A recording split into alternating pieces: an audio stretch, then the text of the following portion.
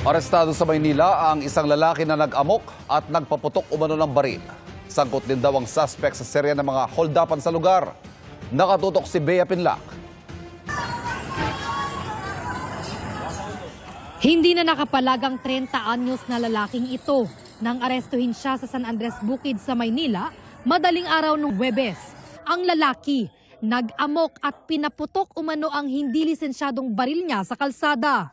So wala namang reported na mayroong tinamaan. Nakuha sa kanya isang revolver na baril tsaka granada dun sa kanyang sling bag.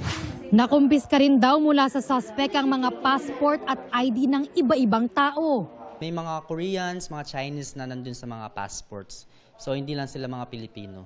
So meron doon para magkakamag-anak pa po sila eh. So may mga passports na mga expired na, pero may mga passports na mga within this year ma-expired din sila.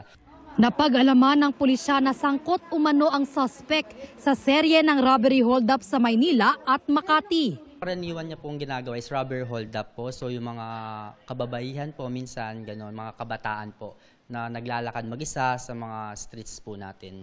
Posible raw na dito rin niya ginagamit ang kanyang baril. Inaalam pa ng pulisya kung galing sa mga dating biktima ng robbery hold-up ang mga passport na nakuha sa bag ng suspect. Pero giit niya, wala siyang dalang baril o granada. Hindi rin daw siya sangkot sa robbery hold-up.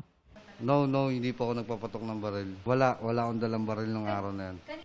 Nahaharap siya sa reklamong alarm and scandal, illegal possession of firearms and explosives at paglabag sa election gun ban. Para sa GMA Integrated News,